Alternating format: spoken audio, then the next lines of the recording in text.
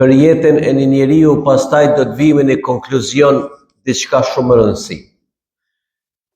Bëhet fjalë për një njeri të cilit i kanë bërë shumë zullum, shumë keq njerëzit, populli vet.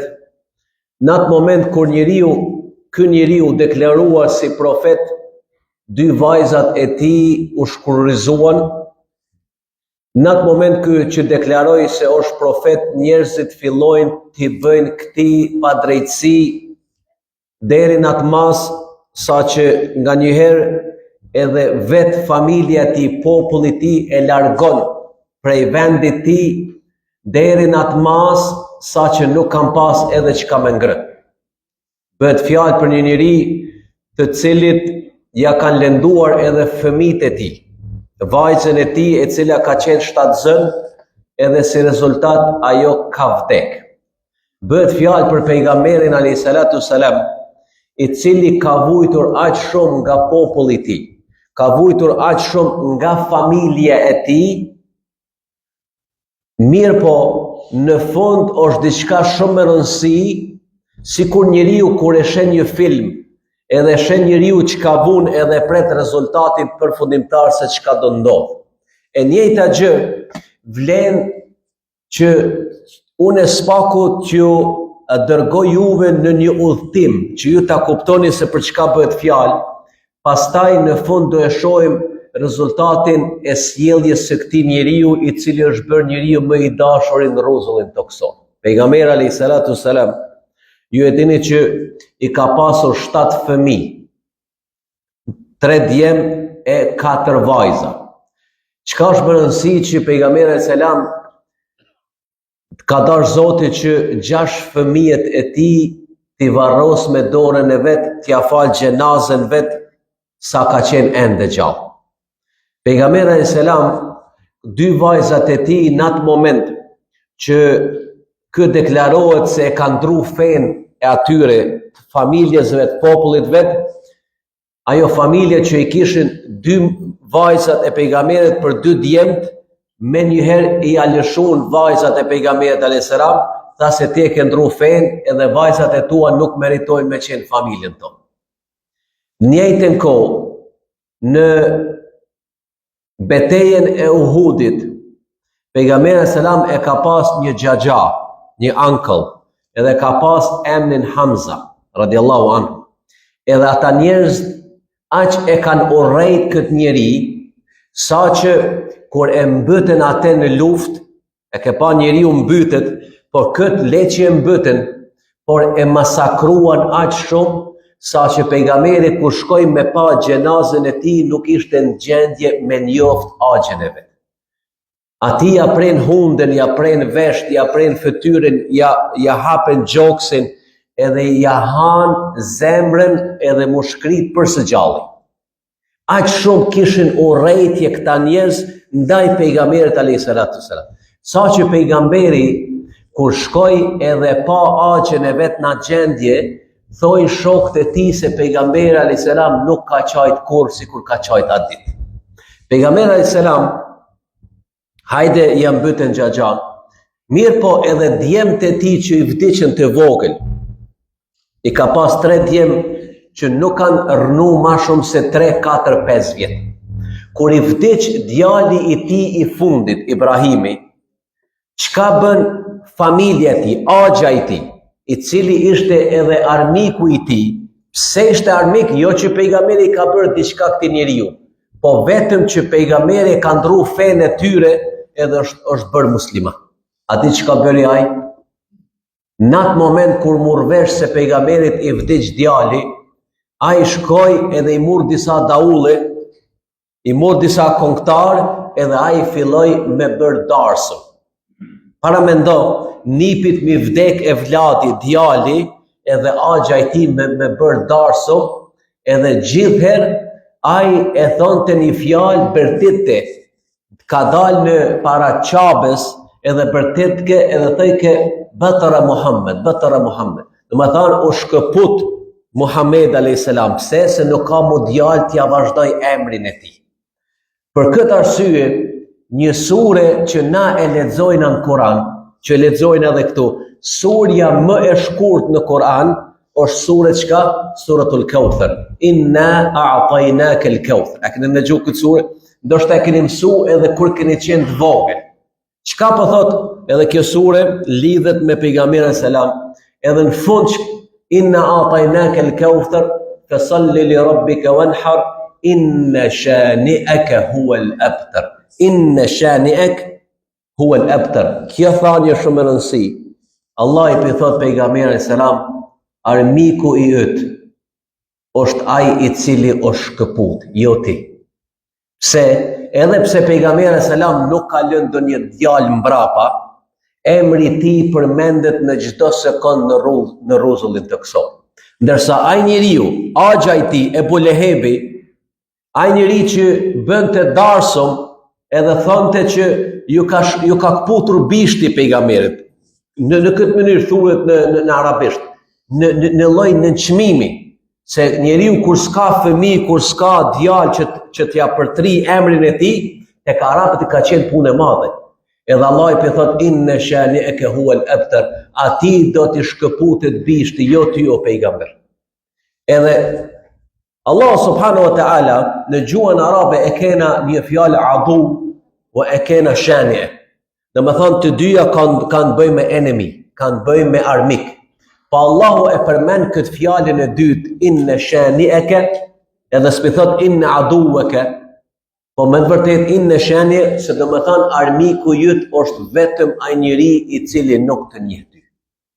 Se nuk kanë mundësi një njeri i cili e njeh pejgamberin alayhis salam, i cili ja njeh biografin, i cili e din se si ka jetu, edhe me urrejt këtë njeri. Pejgamberi alayhis salam, vajzën e tij që përmenda, ja lënduan sa ishte shtatzën, sa që ajo edhe hudhi do thot beben e saj, edhe pas 2-3 muajve ajo vdiq. Pejgamberi alayhis salam kur ishte në Mekë, familja e tij, Kurejshit që ishin, kanë thonë pe këtij njeriu edhe kushdo që është me te, dojna me leqit. A dini çfarë fjala me leqit? Me largu, të bojkot. Këtë njeri edhe kanë largu edhe kërkur s'ka pas drejt me ble diçka prej tyre e as me shit e ta diçka. Sa që thojnë shokët e pejgamberit alayhis salam 3 vjet kena jetu duke ngrënë bari.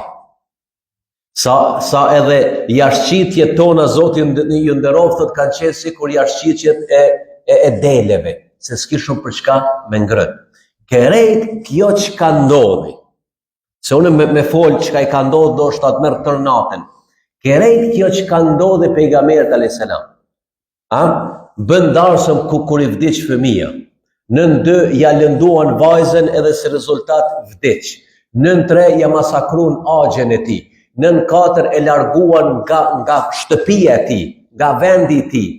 Edhe në fund kur pejgamberi alayhis salatu salam pas 10 vjetëve që është kthyer në Mekë, është kthyer me 10.000 sahab, me 10.000 shokë të vet.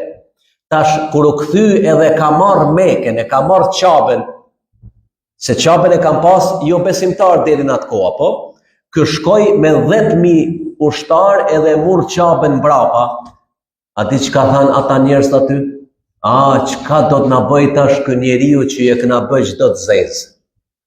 Ja kena mbyt fëmijët, ja kena mbyt axhen, e kena largu. Tash ata pritnin që pejgamberi alayhis salam të veprojë njëjtën gjë që kanë vepruar ata me te. A di çka veproi pejgamberi alayhis salam? Edhe kjo është fundi që deshta me u lajmëru. Ka thonë idhhebu entumul tulaqa, ju jeni të lirë, edhe pse krejt këto të zeza mi keni bërë mua, une do t'ju fali juve sot. Subhanallah.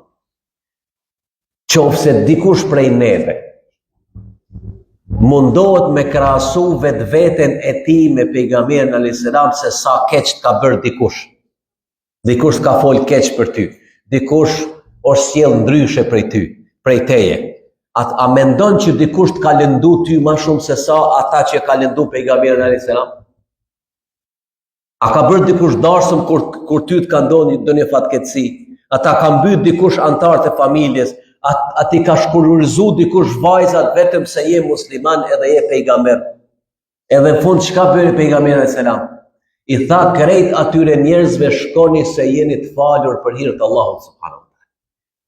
Krejt çka deshta me thonë deri tash është që ne me marr pejgamberin si shembull edhe me qenë gjendje me fal njëri tjetrin. Kur pejgamberi alayhis salam ka qenë gjendje me fal krejt ata njerëz, atëherë kush jemi ne që nuk jemi gjendje me fal njëri tjetrin? Ju e dini që falja e tjetrit është një dhuratë që njeriu ja jep vetvetes tij. Kur ti e bën diçka për hir të Allahut subhanahu wa taala, posaçërisht në Ramazan. Unë ju kam thënë shumë herë, mos mendo që njeriu e meriton apo nuk e meriton. Mos mendo se kush është ai njeri. Mos prit prej tij njëjtë çka ti do të bësh ndaj tij. Krejt çka ne duhet bëjmë ndaj atij njeriu është shembulli jon që është pejgamberi alayhis salam, i cili i ka fal ata njerëz që edhe na me largu atë farbarre prej shpirtit ton, prej zemrës ton, edhe çka mi than kush do qoftë ai njeriu, je i falur për hir të Allahut subhanahu.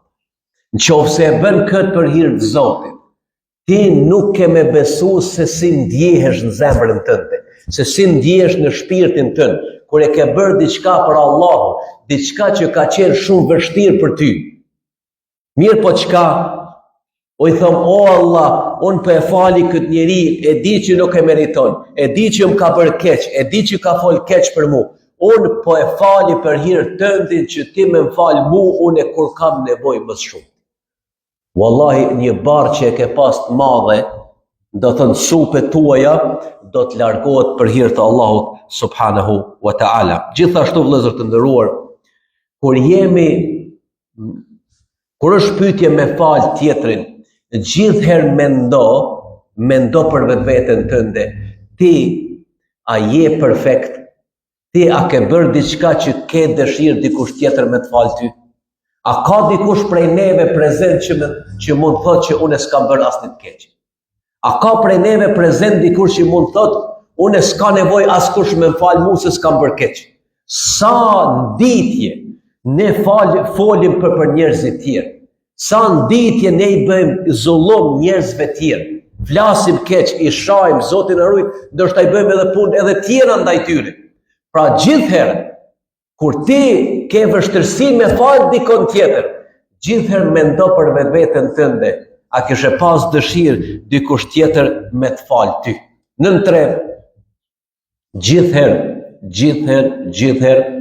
i jepi njeriu tjetër benefit of the doubt. E ke pa nga njëherë kur dikush të rëndon me fjalë pesa, edhe ti nëse e merr atë nga të vetë thu po pse ma bëre kët, po nga njëherë nuk e dim se njeriu çfarë gjendje është. E ke pa disa njerëz me të vërtetë jeta i ka rëndu ata, borxhi, Zotin e ruaj, problemet familjare, problemet me fëmijë. Nga njëherë, unë se imam mirë kur i flas dikuj, ati i duket që po e shajune. Apo, edhe ai shkon rëndon ty. Tash unë do të me mendu, ndoshta ai njeri e ka pas një hap mall. Ndoshta ai njeri nuk e ka pas qëllim me më lëndu, nuk e ka pas qëllim me më shajt.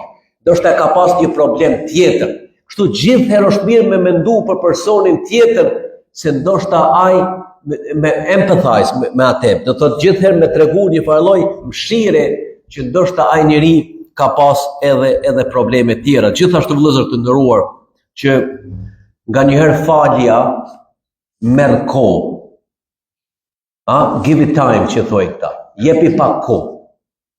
Se dal ka dale, kur njeriu i mendon këto gjëra, e mendon kohën, e mendon kush do qoftë ai person që një ditë kena me vdek.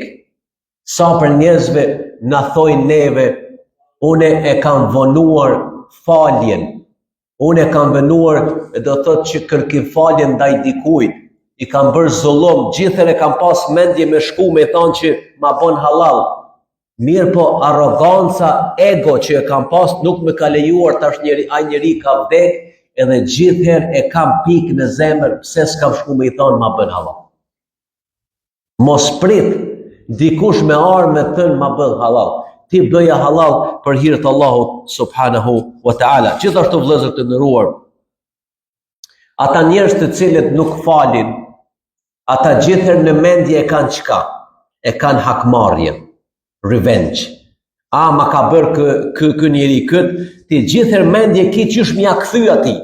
Edhe ajo hakmarrja, ajo revenge, e din që e han njeriu përse gjalli, e han brenda. Pse ti me pas atë problem? Pse ti me pas atë gajle? Shumë më rëndësi vëllezër të nderuar, që gjithherë na me largu atë nevojën që për hakmarrje ndaj dikujt. Edhe çka? Qofse i thojmë veti musliman, qofse i thojmë vetes që jemi pasues pejgamberit alayhi salatu selam, gjithherë ne dohet me fal tjetër. Edhe një më rëndësi, çka kemi më qesh? Kemi më rëndësi që njeriu kur ta fal diken, është mirë edhe me i tregu atij. Qofse e sheh që i bën dobi atij njeriu. Se ka disa njerëz kur ti ke bërë keq, ikun prej teja, po? Ose të ka bërë keq edhe ndjeti turprum me armet me të fol ose çka do qoftë. A kupton? Mirë po kur i thush që unë e di që e ke bërë këtë keq ndaj meje, ose ke fol keq ndaj meje, ose ke bërë këtë, halal e ki për hir të Zotit. Le që ti e liron vetveten, po e liron edhe atë njeriu tjetër, se tash nuk ka nevojë ai ta ndron rrugën. Se turprohet që të ka bërë keq diçka, kur i thu që e ke halal për hir të Zotit, do thotë kjo i afërson njeriu me njëri tjetrin. Mirë, po gjithashtu vëllezër të nderuar, është mirë që njeriu me mendu edhe për veten e tij, me shëru njeriu shpirtin e tij, zemrën e tij. Unë ju tregoj që në kohë pejgamberit alayhi salatu selam ka qenë një njeri që edhe sot nuk ja dim emrin atij. Një shok i tij që as sot nuk ja dim emrin kush është ai njeri. Pejgamberi alayhis salam ka qenë ulur me disa njerëz. Edhe 3 net rresht, 3 net, për thot, shikone nga dera. Ai njeri i cili do të hyn tash është prej banorëve të xhenetit. Krejt e shikun, tha, kërkush se njifte kush është ai njeri. Edhe të nesër për thot, ai njeri që hyn, ai do të jetë prej banorëve të xhenetit. Edhe shkune njëherë e shikun kush është a njeri, çka po bën a njeri ndryshe, na po mundon të falim, po mundon bëjmë këtë, pejgamberi tha për njeri të panjohur, që është prej banorëve të barajsës. Njëri prej tyre përcjelli në shtëpi, që me shiku çka po bën ky njeri ndryshe prej tyre, tha e shikun 3 ditë ky njeri nuk bëri asgjë ndryshe prej tjerëve. Edhe ai u falte që u falim na. Edhe ai nuk bënte asgjë ekstra. Në fund i than, shiqota pejgamberi tha për ty që ti je pe banorëve të xhenetit. Po ne pam që ti s'ke bërë asgjë ndryshe. Atë që po e shihni, dikur ju kujtu tha, nëse është diçka që më çon xhenet edhe pejgamberi ka thënë për këtë, unë ndoshta e kam një gjë që ndoshta të tjerë nuk e kanë. Cila është ajo? Thot, çdo natë që unë shkoj për të fjetur, unë nuk kam urrëtie. Unë nuk kam armiqësi ndaj asnjë njeriu në rrezullin toksor. Edhe ata njerëz që më kanë bërë dëm, çdo natë i them, o Allah, i fali për hir teje. Edhe unë tha flej rahat, edhe di që i kanë bërë për hir të Allahut subhanahu wa taala.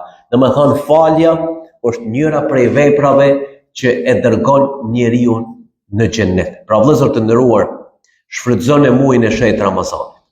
Posaçërisht këto 10 netët të fundit, që ne t'jemi gjendje të kërkojmë numër 1 falje prej Allahut, prej gjënat që i kemi bërë vetna. Po dhe të njëjtën kohë, qofse dojmë Allahu me na fal neve, atëherë si ne nuk jemi në gjendje me fal njëri tjetrin. Na po kërkojmë falje prej Allahut, me na fal neve. Por Allah po thotë qofse doni unë më ju fal, ju duhet me fal njëri tjetrin. Atëherë si nuk jemi në gjendje na me fal njëri tjetrin, atë njëjtën kohë çdo ditë thojna o Rabbi gfirli, o Allah më fal mua. Pra nëse doni Allah më na fal gjithë neve, ne do të qenë gjendje me fal njëri tjetrin. Elos Allah subhanahu wa taala që na bëj për atyre të cilët e shfrytëzojmë këtë muaj të shenjtë Ramazanit dhe falim njëri tjetrin, ya Rabbel Alamin. Na bëj për atyre të cilët çdo punë të mirë që kemi bërë, inshallah Allah na e bëjnë kabull. dhe bën këtë Ramazan sebeb dhe shkaktar që të gjithë neve dhe familjet tona të shkojnë në xhennet, ya Rabbal Alamin.